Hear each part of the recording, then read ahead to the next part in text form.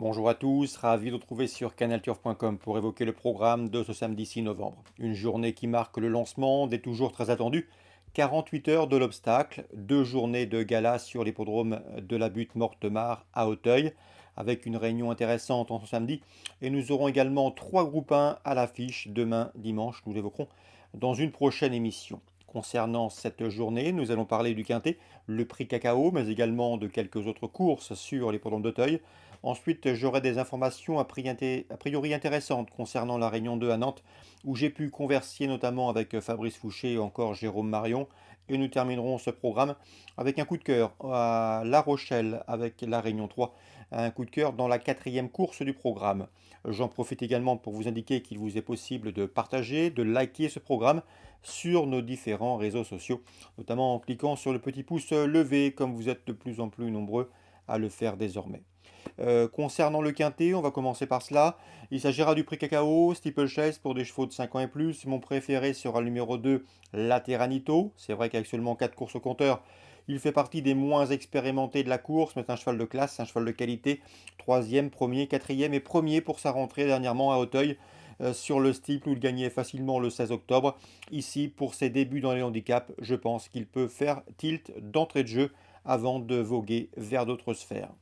On peut lui poser le numéro 5, Drop Flight, qui a fait des siennes, qui a fait preuve de mauvais vouloir au départ dernièrement dans le prix Montmogomery, avant d'être arrêté avant la première haie, mais auparavant il avait remporté avec aisance et de manière convaincante le prix Violon 2, on le rachète. Le 9, c'est Road Mix Travel qui a également le profil et qui a suivi le même parcours que Drop Flight, puisqu'il a pris la deuxième place du prix Montgomery et auparavant il s'était classé quatrième du prix Violon 2 derrière Drop Flight, donc la ligne est intéressante pour cette jument. Le 15 Ephedrine vaut à mon avis beaucoup mieux que ne l'indique sa septième place obtenue dans le prix André Adel le 10 octobre, il convient de la reprendre et de la racheter. Le 7, Feu d'artifice, est tombé dans le prix Violon 2 dernièrement, course remportée par Drop Flight et où World Mix Travel se classait quatrième. Un feu d'artifice qui ici sera revanchard. Il peut, à mon avis, venir pimenter les rapports. Pour les places, je me méfierais du 13 Beryl Bay, toujours un gambe à 10 ans. Il a pris la cinquième place du prix André Adel, une course référence est en train de faire aussi bien ici. Le 11, c'est Groom Boy qui vient de se produire en haie. Il a terminé deuxième à Cran fin septembre sur les haies, mais ce 5 ans ici revient sur le steeple avec des ambitions. Je me méfierai également du numéro 4, King Elvis, qui a remporté ce même prix André Adel, ou Drop Flight, Road Mix Travel, ou encore Ephedrine était de la partie. Le cheval a depuis été remonté de 4 kilos sur l'échelle du handicapeur. Ça peut paraître beaucoup, mais à mon avis, il conserve son mot à dire pour l'obtention d'un accessite. On résume tout ça en chiffres pour ce quintet. Prix Cacao samedi 6 novembre, 2, 5, 9, 15, 7, 13, 11 et 4. En canon partant, je citerai le numéro 1, donne le change. La suite du programme, dans la deuxième, le prix Congrès, c'est un groupe 2 pour les 3 ans sur le steeplechase. Mon préféré sera le 201, Latino des Îles. À mon avis, c'est le cheval de la course. Le cheval a remporté dernièrement le prix Noireau, une listed qui servait de préparatoire à ce prix Congrès. Une victoire convaincante, une victoire facile, le 10 octobre. C'est un cheval qui apprécie les pistes très assouplies. Il sera servi ici. C'est le cheval, à mon avis, et qu'il faudra devancer pour le 206 coup de cœur, son dauphin. 4 longueurs derrière lui dans le prix Noireau, la listed précitée, 201 et 206. Concernant Jérôme Delaunay, il m'a parlé en bien du 306 Cosmos Harmony, qui a un tempérament spécial, mais elle est volontaire, courageuse, et elle sait finir ses courses. C'est une nageuse patentée, elle adore le piste très lourde. Ici, si la piste venait encore à s'alourdir, ses chances s'en verraient renforcées. Elle retrouvera sur sa route le 301 Hawaii du Berlay, qui l'a nettement devancé à l'occasion de leur dernière sortie commune, mais à mon avis, elle peut s'en approcher et figurer sur le podium à une belle cote. Donc le 301 Hawaii du Berlay, deux courses de victoire, confirmation entendue. Le 306 Cosmos Harmony, c'est pour une cote intéressante sur le podium. On peut leur associer le 305 Itours Brun, puisque cette pouliche m'avait été présentée en bien par son entraîneur, Donatien Sourdeau de Beauregard. 301, 306, 305, avec un cumul et un panachage de favoris et d'outsiders. Dans le Grand Prix d'automne, le temps fort de cette journée, une épreuve de groupe. Dans cette épreuve, nous avons le triple tenant du titre qui va ici tenter d'inscrire pour la quatrième fois consécutive son nom au palmarès de cette course. C'est le 503 Gallo Marin, un Gallo Marin qui apprécie tout particulièrement les terrains lourds. Il tentera de faire mieux que Moromain, qui avait également, par le passé, dans les années 90, remporté à 3 reprises cette course. Mais attention, sur sa route, il trouvera une championne. C'est le 505, à savoir l'Autonomie. Vous la connaissez. Elle a couru 21 fois, 19 podiums, dont 16 succès. Elle est invaincue en 5 sorties depuis le début de l'année. Elle a notamment remporté la grande course de Haie d'Auteuil au premier semestre. Elle vient de s'imposer à chaque fois avec de l'aisance et avec de la facilité. C'est une nouvelle fois la concurrente à battre dans ce Grand Prix d'automne. Le 505, l'Autonomie, ce sera mon favori, ce sera ma favorite, pardon.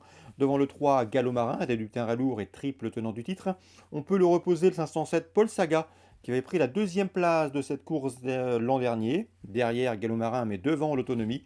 Et concernant la surprise pour un éventuel Super 4, multi, ou autre trio, eh bien attention au 702 Folsom Prison qui a pris la deuxième place de la préparatoire, le prix Karl Martin, où Folsom Prison eh bien, a été battu par l'Autonomie certes, mais devançait Paul Saga et Gallo Marin. Bref, il y a de la revanche dans l'air. Donc pour cette cinquième, mes préférés, le 5 devant le 3, le 7 et le 2 pour d'éventuels couplets hors, jumelés hors, trio, à votre souhait.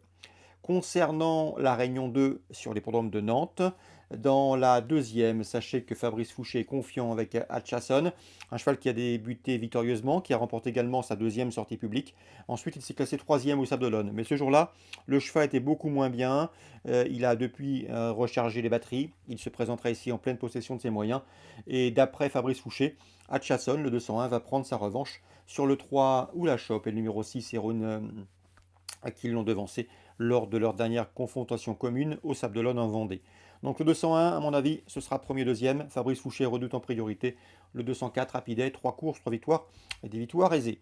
Donc en résumé chiffré pour cette deuxième, je placerai en tête le 204 Happy devant le 201 Hatchasson et je me méfierai pour la troisième place du 205 Hot Day qui a été la deuxième derrière Happy à l'occasion d'une sortie commune le 10 octobre à Landivisio. Donc a priori nous avons des lignes qui semblent assez solides. 204 Happy Day, 201 Hatchasson et 205 Hot Day pour mes 3 préférés dans ce deuxième rendez-vous pour AQPS. Concernant Jérôme Marion, il m'a parlé en bien du 505 Boulder Success qui a débuté convenablement quatrième sur les obstacles. Auparavant, il avait gagné en plat. Un cheval qui va de cette fois monter beaucoup plus près. Le terrain lourd ne va pas le déranger. Et j'ai senti un entraîneur assez confiant pour terminer sur le podium et pourquoi pas lutter pour la victoire à une cote intéressante. C'est le 505 Boulder Success.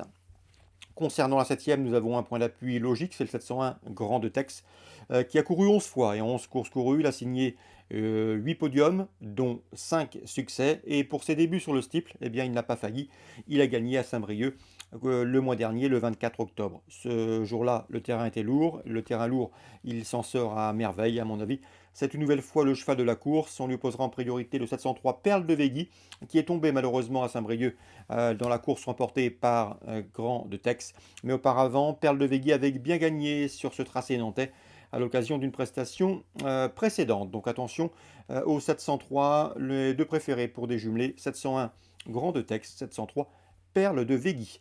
Je vous parlais également d'un coup de cœur à La Rochelle en Réunion 3. Il s'agira du 405 Harmonie de Cita. Ça fait plusieurs fois que je l'ai repérée en province. Elle monte en puissance, elle progresse. Et à mon avis, dans cette épreuve, elle pourrait bien, pourquoi pas, s'imposer. Vu les lignes qu'elle possède, elle en a a priori l'étoffe et les moyens. Donc voilà pour La Rochelle Réunion 3, c'est le 405 Harmonie de Cita. Voilà pour les infos de ce samedi 6 novembre, en espérant qu'elles vous soient fructueuses. Nous on se retrouve demain pour une nouvelle émission avec, je vous le disais, un programme de gala à Auteuil avec pas moins de 3 groupes 1 à l'affiche.